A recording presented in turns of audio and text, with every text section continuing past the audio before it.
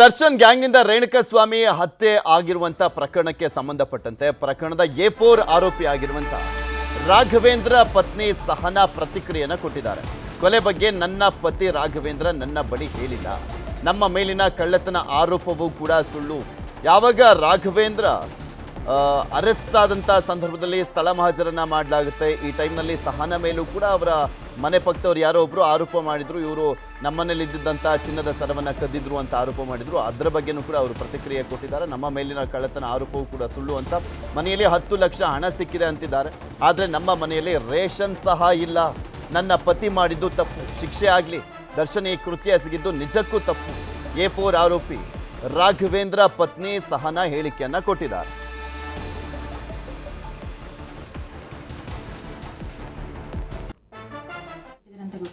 ರಾಘವೇಂದ್ರ ಅವರು ಅವರ ಪತ್ನಿಗೆ ದುಡ್ಡು ಕೊಟ್ಟು ಕಳಿಸಿದ್ದಾರೆ. ಇಲ್ಲ ಸರ್, ಸುಳ್ಳು ಸರ್. ನೀವೇ ಹಾಕಿದ್ರೆ 10 ಲಕ್ಷ ದುಡ್ಡು ಸಿಕ್ತಂತೆ, ಮನೆ ಮಾಜೂರ್ ಟೈಮಲ್ಲಿ ಸಹನಾ ಅವ್ರು ಇರ್ಲಿಲ್ಲಂತೆ, ಟವರ್ ಡಂಪ್ ಮಾಡಿ ಹುಡುಕಿದ್ವಂತೆ ಅಂತ. ಸರ್ ನಾನು ಎಲ್ಲೂ ಹೋಗಿರ್ಲಿಲ್ಲ ಸರ್. ನನ್ನ ಫೋನ್ ಯಾವಾಗಲೂ ಆನ್ ಇತ್ತು ಸರ್. ಡೂಪ್ಲಿಕೇಟ್ ಬೀಗ ತೆಗೆದು ಮನೆ ಮಾಜೂರ್ ಆಗೋ ಟೈಮಿಗೆ ನನ್ನ ಮನೇಲೇ ಇದ್ದೆ ಸರ್. ಹುಷಾರಿರ್ಲಿಲ್ಲ ಸರ್ ನನಗೆ. ಈಗ ಮಾಡಿರೋರು ನಮ್ಮ ಮನೆಯವರು ಸರ್. ಆಗಿದೆ ಅವ್ರಿಗೆ ಏನು ಶಿಕ್ಷೆ ಆಗಬೇಕೋ ಮಾಡಿದ್ರೆ ಆಗುತ್ತೆ ಸರ್. ನಾನೇ ಹೋಗೋಣ ಸರ್. ಪರಿಸ್ಥಿತಿ ಸರಿ ಇರಲಿಲ್ಲ ಸರ್, ಹುಷಾರಿರ್ಲಿಲ್ಲ ಅಷ್ಟೇ. ಲಾಯರ್ ನೆಟ್ಟಿದ್ದೀರಾ ಈಗ? ಗೊತ್ತಿಲ್ಲ ಸರ್. ಇನ್ನು ಆ ಕಡೆ ಇಲ್ಲ ಸರ್. ನಮ್ ಜೀವನ ಮಾಡೋದೇ ಕಷ್ಟ ಸರ್. ಜೀವನ ಮಾಡೋದು ಮನೆಗಿರೋದೇ ಕಷ್ಟ ಆಗಿತ್ತಲ್ಲ ಸರ್. ಹೇಗಿದೆ ಪರಿಸ್ಥಿತಿ? ಮನೆ ಕಂಡೀಷನ್ ಇದೆ ಸರ್. ಪರಿಸ್ಥಿತಿ ಅಲ್ಲ, ಮನೆ ಕಂಡೀಷನ್ ಯಾವ ಇದೆ ಸರ್. ಮನೇಲಿ ಒಂಚೂರು ರೇಷನ್ ಇಲ್ಲ. ನಮ್ಮ ಜೀವನ ನಮಗೆ ಗೊತ್ತೈತೆ ಸರ್. ನಾವು ಕಷ್ಟ ಪಡ್ತಿರೋದು ನಮಗೆ ಗೊತ್ತಿದೆ. ಕಷ್ಟ ಆಗ್ತಿದೆ ಸರ್. ಏನು ಮಾಡಿದ್ದಾರೆ ಏನು ಬಿಟ್ಟಿದ್ದಾರೆ ಅಂತ ಗೊತ್ತಿಲ್ಲ ಸರ್. ಅದು ಪೊಲೀಸ್ ಇದೆ, ಕಾನೂನು ಇದೆ. ಅವ್ರು ತಪ್ಪು ಮಾಡಿದ್ರೆ ಅವ್ರಿಗೆ ಶಿಕ್ಷೆ ಆಗಲಿ ಸರ್. ಶಿಕ್ಷೆ ಆಗಲಿ ಸರ್. ಇಲ್ಲ ಅಂತ ಹೇಳಿದ್ರೆ ಇವ್ರು ಏನಂತ ಹೇಳಿ ಕರ್ಕೊಂಡು ಹೋಗಿದ್ದಾರೆ ಅಂತ ನನಗೆ ಗೊತ್ತಿಲ್ಲ ಸರ್. ಅವ್ರು ಏನಂತ ಹೋಗಿದಾರೆ ಗೊತ್ತಿಲ್ಲ ಸರ್. ಈಗ ನನ್ನ ಗಂಡನ ಪರ್ವ ನಾನು ಹೇಳ್ಬೋದಲ್ಲ ಸರ್. ಅಭಿಮಾನ ಹೋಗಿದ್ದಾರೆ ನಮ್ಮ ಮನೆಯವರು. ಕೊಲೆ ಮಾಡ್ತೀನಿ ಅಂದ್ರೆ ಯಾಕೆ ಕರ್ಕೊಂಡು ಹೋಗ್ತಾರೆ ಸರ್? ಕೊಲೆ ಮಾಡ್ತೀನಿ ಅಂದ್ರೆ ಇಷ್ಟೆಲ್ಲ ಇಲ್ಲಿಂದ ಕರ್ಕೊಂಡು ಹೋಗೋಂಥದ್ದು ಏನು ಇದೆ ಸರ್? ಅಲ್ಲಿಂದನೇ ಏನಾದ್ರು ಮಾಡ್ಕೋಬೋದೈತಲ್ಲ ಸರ್ ಅವರು. ನಮ್ಮ ಮನೆ ನನ್ನ ಹತ್ರ ಏನು ಮಾತಾಡ್ತಿರ್ಲಿಲ್ಲ ಸರ್. ಫಸ್ಟ್ ಆಫ್ ಆಲ್ ನನ್ನ ಮಾತೇ ಕೇಳ್ತಿರ್ಲಿಲ್ಲ. ಕೇಳ್ರಿ ಸರ್, ಅಕ್ಕಪಕ್ಕ 4 ವರ್ಷದಿಂದ ಕೇಳ್ರಿ ಸರ್, ನಾವು ಹೆಂಗೆ ಜೀವನ ಮಾಡ್ತಿದ್ದೀವಿ ಅಂತ ಕೇಳ್ರಿ ಸರ್. ಅಲ್ಲಿ ಏನಾಗಿದೆ ಅಂತ ನನಗೆ ಗೊತ್ತಿಲ್ಲ ಸರ್. ಈಗ ನಮ್ಮ ಮನೆಯವ್ರು ಹೋಗಿರೋದೇ ದರ್ಶನ್ ಅವರ ಇದ್ರ ಪರವಾಗಿ ಅಂತ ಹೋದ್ಮೇಲೆ ಈಗ ಎಲ್ಲ ಅವರನ್ನೇ ನೋಡ್ಕೋಬೇಕು ಸರ್. ನನ್ನ ಮಗಳಿಗೆ ಕಮಲಪಡಿಯಲ್ಲಿ ಈಗ ಪರಿಷತ್ ವಿಪಕ್ಷ ನಾಯಕನದ್ದೇ ಚರ್ಚೆ. ಯಾರಾಗ್ತಾರೆ ವಿಧಾನ ಪರಿಷತ್ನ ಪ್ರತಿಪಕ್ಷ ನಾಯಕ ಅನ್ನುವಂಥ ಪ್ರಶ್ನೆ ಇದ್ದಿದೆ. ಒಕ್ಕಲಿಗ ಅಥವಾ OBC ಯಾವ ಸೂತ್ರಕ್ಕೆ ಮಣೆಯನ್ನ ಹಾಕಲಾಗುತ್ತೆ? CT ರವಿ ಅವರು ಸರ್ಕಸ್ ಮಾಡ್ತಾ ಇದ್ದಾರೆ. ವಿಧಾನ ಪರಿಷತ್ನ ವಿಪಕ್ಷ ನಾಯಕನಾಗ್ಲಿಕ್ಕೆ ರವಿಕುಮಾರ್ ಅವರ ಹೆಸರು ಕೂಡ ಮುಂಚೂಣಿಯಲ್ಲಿದೆ.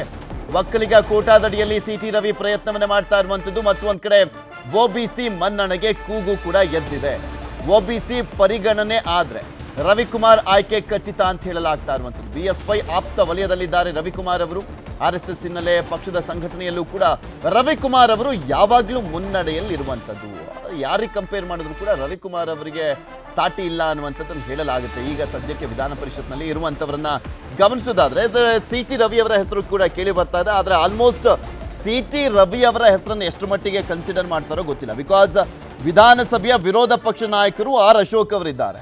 ಮತ್ತು ಒಂದು ಕಡೆ ಲಿಂಗಾಯತ ಸಮುದಾಯಕ್ಕೆ ರಾಜ್ಯಾಧ್ಯಕ್ಷ ಸ್ಥಾನ ಕೊಡಲಾಗಿದೆ. ಈಗ ವಿಧಾನ ಪರಿಷತ್ನಲ್ಲೂ ಕೂಡ ಸ್ಥಾನವನ್ನ ಕೊಟ್ರೆ ಅಲ್ಲಿಗೆ OBC ಸಮುದಾಯದ ಕೆಂಗಣ್ಣಿಗೆ ಗುರಿಯಾಗಬೇಕಾಗತ್ತೆ ಬಿಜೆಪಿ. ಮೊದಲೇ ಇಲ್ಲಿರುವಂಥವ್ರಿಗೆ ಕೇಂದ್ರ ಸಚಿವ ಸ್ಥಾನವನ್ನು ಕೂಡ ಕೊಟ್ಟಿಲ್ಲ. OBCಯನ್ನ ಕಡೆಗಣಿಸಲಾಗಿರುವಂಥದ್ದು ಸಂಪೂರ್ಣವಾಗಿ ಬಿಜೆಪಿಯಿಂದ. ರಾಜ್ಯ ಬಿಜೆಪಿಯಲ್ಲಿ ಗೆದ್ದಿರುವಂಥ OBC ಸಮುದಾಯಕ್ಕೆ ಯಾರಿಗೂ ಮಣೆ ಹಾಕಿಲ್ಲ.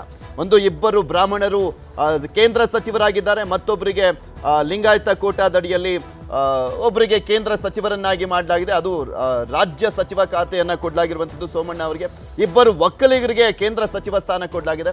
ಇಂಥ ಸಂದರ್ಭದಲ್ಲಿ ಮತ್ತೆ ಒಕ್ಕಲಿಗರಿಗೆ ಮಣೆಯನ್ನ ಹಾಕಿದ್ರೆ, ವಿಧಾನ ಪರಿಷತ್ನ ವಿರೋಧ ಪಕ್ಷ ನಾಯಕರನ್ನಾಗಿ ಮಾಡಿದ್ರೆ ಸಹಜವಾಗಿ ಕೆಂಗಣ್ಣಿಗೆ ಗುರಿಯಾಗುತ್ತೆ ಬಿಜೆಪಿ ಅನ್ನೋದ್ರಲ್ಲಿ ನೋ ಡೌಟ್ ಅಂತಾನೆ ಹೇಳಬೇಕಾಗತ್ತೆ. ಇದ್ರ ಬಗ್ಗೆ ಇನ್ನಷ್ಟು ಮಾಹಿತಿಯನ್ನ ಕೊಡ್ತಾ ಹೋಗ್ತಾರೆ ನಮ್ಮ ಪ್ರತಿನಿಧಿ ಕೃಷ್ಣ. ನಮ್ಮ ಜೊತೆ ನೇರ ಸಂಪರ್ಕದಲ್ಲಿ ಜಾಯಿನ್ ಆಗ್ತಾ ಇದ್ದಾರೆ.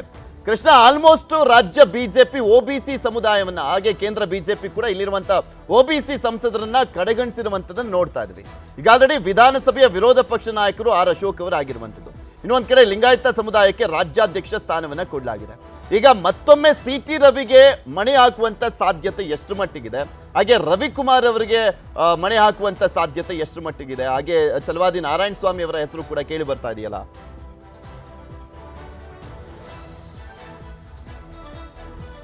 ಖಂಡಿತವಾಗಿ ಪೃಥ್ವಿರಾಜ್, ಈಗಾಗಲೇ ಏನು ಮೇಲ್ಮನೆಯಲ್ಲಿ ವಿರೋಧ ಪಕ್ಷ ನಾಯಕ ಯಾರಾಗ್ತಾರೆ ಅನ್ನೋದ್ರ ಬಗ್ಗೆ ದೊಡ್ಡ ಮಟ್ಟದಲ್ಲಿ ಚರ್ಚೆ ಆಗ್ತಾ ಇದೆ. 3 ಜನ ಆಕಾಂಕ್ಷಿಗಳಾಗಿದ್ದಾರೆ, ಸಿ.ಟಿ. ರವಿ, ಛಲವಾದಿ ನಾರಾಯಣಸ್ವಾಮಿ ಮತ್ತು ಎನ್ ರವಿಕುಮಾರ್ ಅವರು. ಮತ್ತೆ ಈಗಾಗಲೇ ಎನ್ ರವಿಕುಮಾರ್ ಅವರು ಹಿಂದುಳಿದ ವರ್ಗದ ನಾಯಕರಾಗಿರುವಂಥದ್ದು, ಸಿ.ಟಿ. ರವಿ ಅವರು ಒಕ್ಕಲಿಗ ನಾಯಕರಾಗಿದ್ದಾರೆ, ಛಲವಾದಿ ನಾರಾಯಣಸ್ವಾಮಿ ಅವರು ಕೂಡ ದಲಿತ ವರ್ಗದ ನಾಯಕರಾಗಿರುವಂಥದ್ದು. ಹೀಗಾಗಿ 3ರಲ್ಲಿ ಯಾರಿಗೆ ಕೊಡಬೇಕು ಅನ್ನೋದ್ರ ಬಗ್ಗೆ ಕೂಡ ಹೈಕಮಾಂಡ್ ಮತ್ತು ರಾಜ್ಯ ಮಟ್ಟದಲ್ಲಿ ಕೂಡ ಚರ್ಚೆ ಆಗ್ತಾ ಇದೆ. ಈಗಾಗಲೇ ಕೇಂದ್ರದ ಸಚಿವ ಸಂಪುಟ ವಿಸ್ತರಣೆ ಕೂಡ ರಚನೆ ಕೂಡ ಆಗಿದೆ. ಇಲ್ಲೋ ಒಂದ್ ಕಡೆ ಹಿಂದುಳಿದ ವರ್ಗದವರಿಗೆ ಮತ್ತೆ ದಲಿತರಿಗೆ ಕೊಡಬೇಕು ಅನ್ನೋದ್ರ ಬಗ್ಗೆ ಕೂಗು ಕೂಡ ದೊಡ್ಡ ಮಟ್ಟದಲ್ಲಿ ಇತ್ತು. ಆದರೆ ಇಲ್ಲೋ ಒಂದ್ ಕಡೆ ಅಂತಿಮವಾಗಿ ಅವರು ನಿರ್ಲಕ್ಷ್ಯವನ್ನು ಮಾಡಿ ಬೇರೆ ಬೇರೆ ಸಮುದಾಯಕ್ಕೆ ಕೊಟ್ಟಿರುವಂತದ್ದು. ಸಹಜವಾಗಿಯೇ ಈಗ ಈ ಒಂದು ಸಮುದಾಯಗಳು ಸದ್ಯಕ್ಕೆ ರಾಜ್ಯ ಬಿಜೆಪಿ ವಿರುದ್ಧವಾಗಿ ರೆಬೆಲ್ ಆಗಿರುವಂತದ್ದು, ಅಸಮಾಧಾನಗೊಂಡಿರುವಂತದ್ದು. ಮತ್ತೆ ಇದೇ ರೀತಿ ಹೋಯ್ತು ಅಂತಂದ್ರೆ ಬರ್ತಕ್ಕಂಥ ದಿನಗಳಲ್ಲಿ ಜಿಲ್ಲಾ ಪಂಚಾಯತಿ ಆಗಿರ್ಬೋದು ಮತ್ತೆ ತಾಲೂಕ್ ಪಂಚಾಯತಿ ಚುನಾವಣೆ ಮೇಲೆ ನೇರವಾದಂತಹ ಪರಿಣಾಮ ಬೀರುತ್ತೆ. ಆ ಜೊತೆಗೆ ಕಾಂಗ್ರೆಸ್ನಲ್ಲೂ ಕೂಡ ಹಿಂದುಳಿದ ವರ್ಗದ ನಾಯಕರಾಗಿ ಪ್ರಬಲವಾಗಿ ಮುಖ್ಯಮಂತ್ರಿ ಸಿದ್ದರಾಮಯ್ಯ ಇದ್ದಾರೆ. ಹೀಗಾಗಿ ಒಂದು ರೀತಿ ಬ್ಯಾಲೆನ್ಸ್ ಆಗಬೇಕು, ಮತ್ತೆ ಬಿಜೆಪಿಯಲ್ಲೂ ಕೂಡ ಸ್ಥಾನಮಾನ ಕೊಡಬೇಕು ಅನ್ನೋ ಕಾರಣಕ್ಕೋಸ್ಕರವಾಗಿ ಎನ್ ರವಿಕುಮಾರ್ ಅವರಿಗೆ ಕೊಡಬೇಕು ಅನ್ನೋದ್ರ ಬಗ್ಗೆ ಕೂಡ ರಾಜ್ಯ ಮಟ್ಟದಲ್ಲಿ ದೊಡ್ಡ ಮಟ್ಟದಲ್ಲಿ ವಿಚಾರ ಕೂಡ ಕೇಳಿ ಬರ್ತಾ ಇರುವಂತದ್ದು.